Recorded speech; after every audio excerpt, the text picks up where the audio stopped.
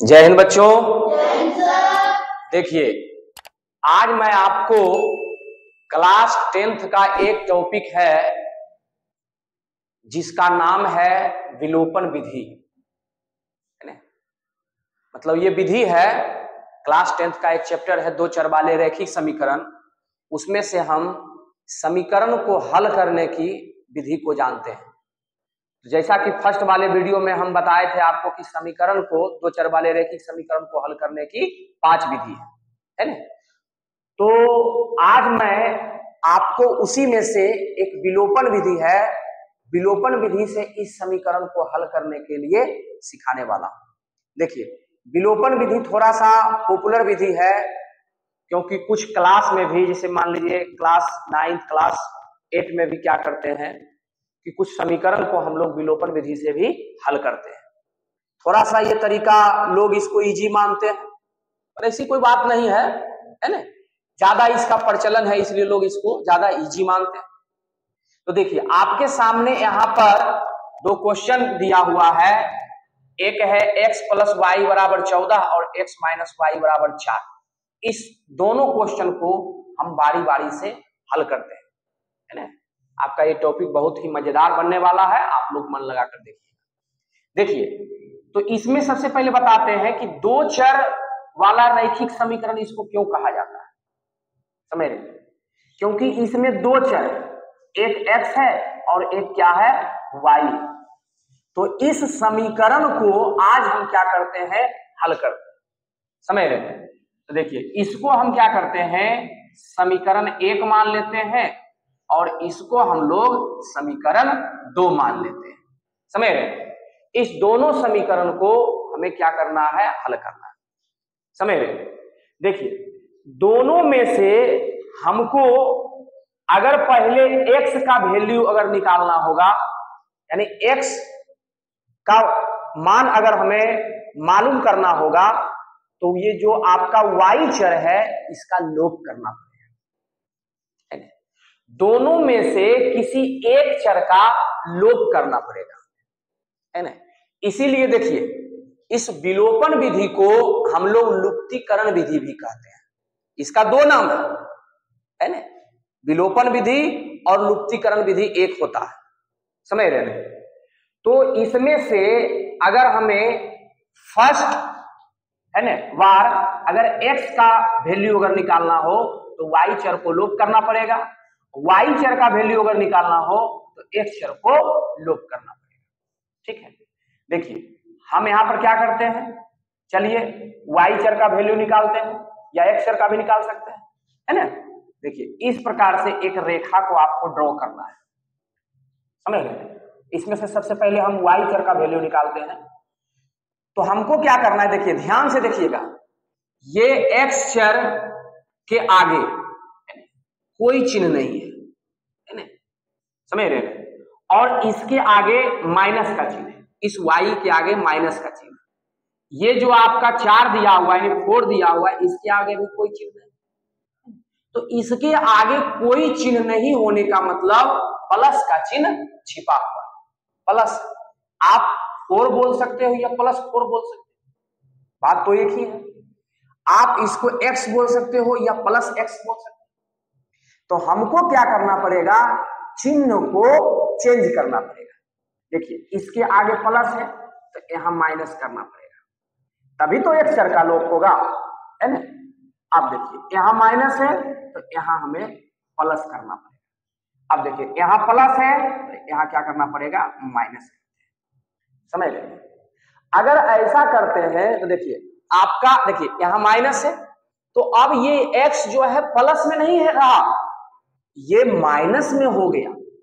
इसको +x नहीं बोलेंगे, इसको अब -x बोलेंगे। इस -y को -y नहीं पढ़ेंगे, अब +y पढ़ेंगे। इस 4 को +4 नहीं पढ़ेंगे, -4 पढ़ेंगे। देखिए, अगर चिन्ह को चेंज किया जाता है तो ध्यान रखिएगा कि चिन्ह का प्रभाव केवल नीचे वाले समीकरण पर पड़ता है ना।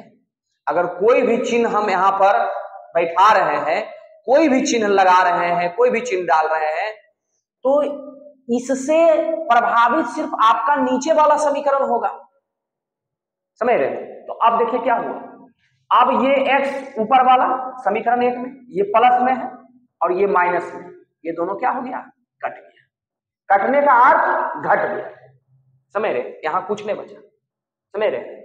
अब देखिए ये प्लस वाई और ये क्या रहा, प्लस वाई। अब तो ये माइनस वाई से प्लस वाई हो गया, तो क्या हो गया, 2y हो गया। अब बराबर कितना हो गया, समझ रहे? अब देखिए 14 में से 4 क्या हो गया, घट गया। ये प्लस 14 है और ये माइनस 4 है ना, तो प्लस माइनस माइनस दोनों घट जाएंगे, तो 14 में 4 घट गया, कितना बचेगा, 10 बचेगा। तो 2y बराबर 10 हो गया है ना, तो y बराबर कितना बचेगा, 10/2, इसको काट देंगे तो आपका y बराबर 5 आया। बात आ रही समझ में, समझ रहे? अब हमको क्या करना पड़ेगा, देखिए y का आपका मान निकल गया। अब x का मान निकालने के लिए आप चाहो तो समीकरण 1 में और समीकरण 2 में, ये दोनों में से भी किसी भी समीकरण में y का मान पुट करके x का मान निकाल सकते हैं, ठीक है? तो चलिए देखिए हम क्या करते हैं, लिखते हैं पहला है ना इस प्रकार से समीकरण, देखिए 1 में y का मान है ना रखने पर,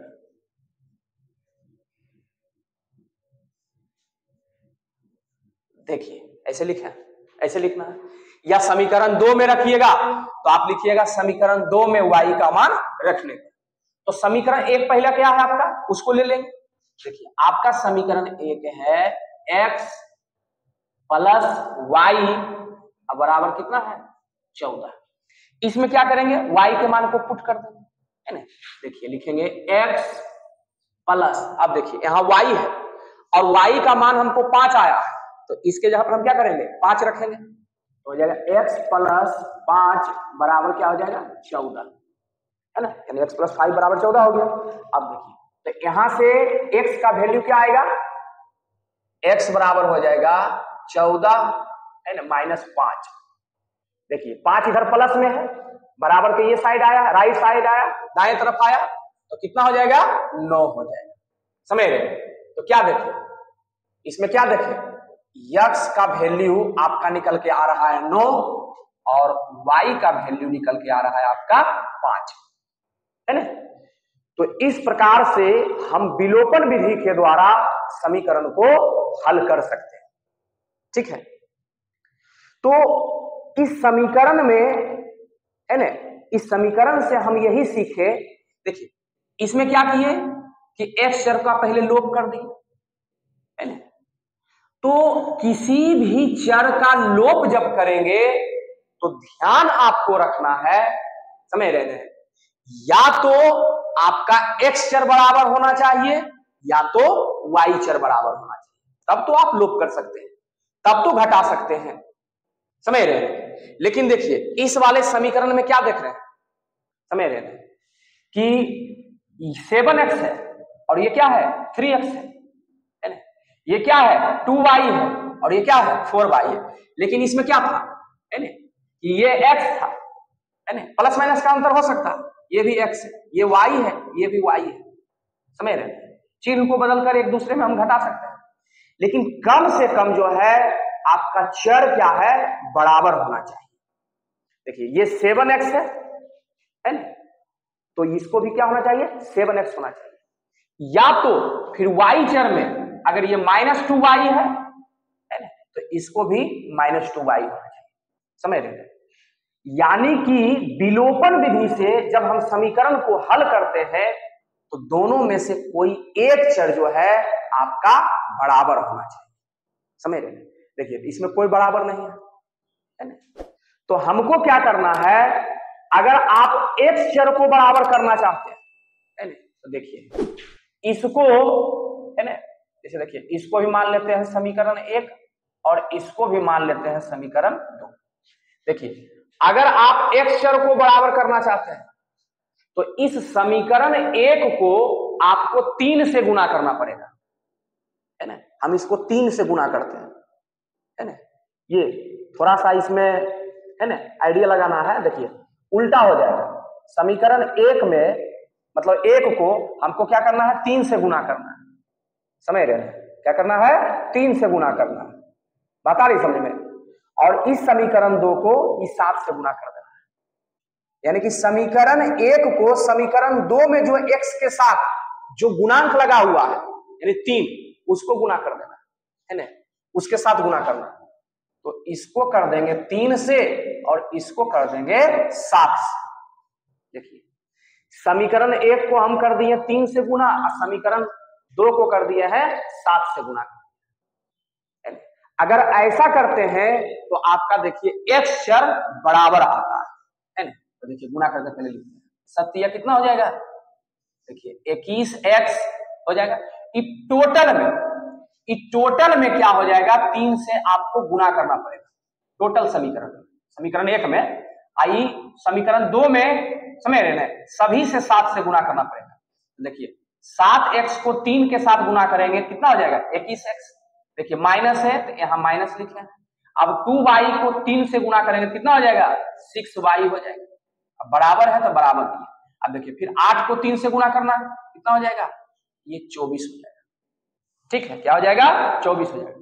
फिर इसी प्रकार से इसको भी करें, 7 से 3x को गुना करें तो कितना हो जाएगा, 21x। अब प्लस है यहाँ प्लस लिखे, 28 लिखे। अब बराबर क्या हो जाएगा, 18 सते 26 से है ना, यानी 126 हो जाएगा। नहीं पारा आप लोग याद किए होंगे, 18 को 7 से गुना कीजिएगा तो 126 आएगा। देखिए हम बताए थे कि अगर इसको 3 से गुना करेंगे, इसको 7 से गुना करेंगे तो आपका देखिए x चर क्या हो जाएगा, बराबर हो जाएगा, समझ रहे हैं। तो चलिए इसको समीकरण को 1 2 3 4 5 वो आपके ऊपर निर्भर है, कुछ भी मान सकते हैं, ऐसा बात नहीं। अगर ये दोनों को 1 2 माने हैं तो इसको चलिए हम मान लेते हैं, क्या मानते हैं, 3, और इसको मान लेते हैं 4। इसमें कोई डिस्टिंक्शन नहीं है, बॉन्डेशन नहीं है। आप देखिए क्या करते हैं, आप देखिए यहां माइनस करते हैं, यहां माइनस करेंगे और यहां भी क्या करेंगे, माइनस कर देंगे, चिन्ह को चेंज कर देना। तो अगर यहां माइनस किए हैं तो 21x और 21x का क्या हो गया, लोप हो गया, ये कट गया। अब देखिए ये दोनों क्या है, माइनस में हो गया, 28 और 6 दोनों क्या हो गया, माइनस में हो गया। तो 28 सॉरी यहाँ y हो जाएगा जी, 28y लिखने में गलती हो गया, कोई बात नहीं है। देखिए क्या हो गया, अब माइनस समझ रहे हैं 6y है ना, अब माइनस 28y कितना हो जाएगा, माइनस 34y। नहीं समझ रहे, दोनों जुटेगा क्या हो जाएगा, माइनस 34y। माइनस की भी संक्रियाएं आप लोगों को हम बताएंगे। देखिए माइनस प्लस की संक्रिया, तो माइनस 28y और माइनस 6y क्या हो जाएगा, माइनस 34y, समझ रहे हैं। आप देखिए अब माइनस 126 है और ये प्लस 24 है, क्या हो जाएगा, इसमें क्या होगा, ये घट जाएगा, समझ रहे, क्या होगा, घट जाएगा, समझ रहे। तो घट का कितना आएगा, देखिए इसको घटाइए, 6 में से आपका 4 गया, कितना बचेगा, 2 बचेगा, 2 में से 2 गया, कितना बचेगा, 0 बचेगा। ये कितना हो गया, 1 हो गया ना, 102। लेकिन आपका बड़ी संख्या 126 है ये दोनों में, तो बड़ी संख्या के आगे जो चिन्ह होता है वही चिन्ह लगता है। देखिए यहाँ माइनस हो जाएगा, माइनस 102 हो जाएगा, समझ रहे हैं। अब देखिए क्या हो जाएगा, माइनस माइनस क्या हो गया, कट गया।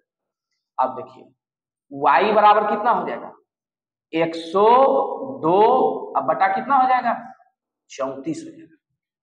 नहीं कितना हो जाएगा, 34 हो जाएगा। आप इसको काट भी सकते हैं, देखिए ये आपका कट रहा है 2 से, है ना, 2 से इसको काटिए, 2 पचे 10, 2 एक कम 2, ये क्या मन आया ना, ये कितना आ जाएगा आपका, 17 आएगा, और 17 तिया कितना हो जाएगा, 51 आ जाएगा। यानी कि y बराबर कितना आया आपका, 3 आया है ना। अब इस y के मान को किसी भी समीकरण में आप रख दो, 1 2 3 4 है ना, आपका x का वैल्यू यहां से निकल जाएगा, समझ रहे हैं। तो चलिए हम y का मान जो है किसी भी समीकरण में, चलिए 3 में ही रख देते हैं, है ना। तो इसको हम लिखते हैं, देखिए यहां से इसे एक लाइन को ड्रॉ कर देते हैं, यहीं पर लिख बता। अब लिखेंगे समीकरण, है ना, समीकरण 3 में y का मान रखने पर, देखिए समीकरण 3 में y का मान रखने पर, तो समीकरण 3 पहले आपका क्या है उसको नोट कर लीजिए, क्या है 21x माइनस 6y अब बराबर क्या आपका रह गया 24। अब देखिए 21x है तो इसको लिखेंगे 21x, है ना। अब देखिए माइनस ये 6y आपका है, 6y का मतलब क्या हुआ 6 इंटू y, यानी कि 6 को y से गुना करना है ना, तो 6 को y से गुना करना। अब y का वैल्यू यहां पर निकल के आ रहा है हमको 3, तो यहां पर 3 रखते हैं, बराबर कितना हो जाएगा 24 हो जाएगा। तो 21x माइनस कितना हो जाएगा 18 हो जाएगा, बराबर क्या हो जाएगा 24 हो जाएगा। देखिए 21x बराबर 24 अब प्लस क्या हो जाएगा 18 हो जाएगा, समझ रहे, इधर माइनस 18 है, बराबर के वो साइड जाएगा क्या होगा प्लस 18 हो जाएगा, समझ रहे। तो क्या हो जाएगा आपका 21x बराबर, ये दोनों आपका क्या हो जाएगा जुड़ जाएगा, समझ रहे हैं। ये दोनों का क्या करेंगे हम, क्या करेंगे जोड़ देंगे, समझ रहे हैं। तो जोड़ने पर देखिए क्या आ जाएगा 8 4 12, है ना कि 2 आ गया है, और 2 1 3 1 क्या हो गया 4 हो गया, यानी कि 24 में 18 को जोड़े हैं तो 42 आ जाएगा। अब देखिए 21x बराबर 42, तो x बराबर कितना हो जाएगा 42 बटा 21 हो जाएगा, 21 दूनी 42, यानी कि x बराबर 2, है ना। क्या आया x बराबर 2। देखिए यहां पर आपका y का मान क्या आया 3 आया है, और यहां पर आपका x का वैल्यू 2 आया है ना। इस समीकरण में भी हम क्या देखें, समझ रहे हैं कि आपका क्या आया है, समझ रहे हैं y का वैल्यू कितना आया है 5 आया था, है ना। इस समीकरण में भी हम क्या देख रहे हैं, है ना, कि x का वैल्यू आपका कितना आया है 9 आया, समझ रहे हैं। तो इस प्रकार से हम विलोपन विधि के द्वारा समीकरण को हल कर सकते हैं। सिर्फ ध्यान रखना चाहिए हल करने के समय कि या तो x चर बराबर होना चाहिए या तो y चर बराबर होना चाहिए। अगर बराबर ऑलरेडी है ना, तो ये घटा देंगे इस प्रकार से। अगर बराबर नहीं है, देखिए इस क्वेश्चन में बराबर नहीं था, समझ रहे हैं, ये 7x ये 3x है ना, ये 2y ये 4y बराबर नहीं, तो हमको क्या करना पड़ा बराबर करना है। तो आप x चर और y चर दोनों में से किसी को भी बराबर कर सकते हैं। इसमें हम x चर को बराबर किए, तब ना देखिए यहाँ पर 21x और 21x आया। अगर आपको y चर अगर बराबर करना रहता है ना, तो इस समीकरण को क्या करते आप 4 से गुना कर देते और इसको क्या कर देते 2 से गुना कर देते, समझ रहे हैं, तो आपका क्या आ जाता बराबर आ जाता है ना। तो इस विधि के द्वारा समझ रहे हैं हम किसी भी समीकरण को हल कर सकते हैं। तो ये आज का टॉपिक था आपका विलोपन विधि, है ना। फिर हम आपको इसके नेक्स्ट विधि के बारे में बताने है ना वाले हैं, समझ रहे हैं। तब तक के लिए मिलते हैं नेक्स्ट वीडियो में, धन्यवाद।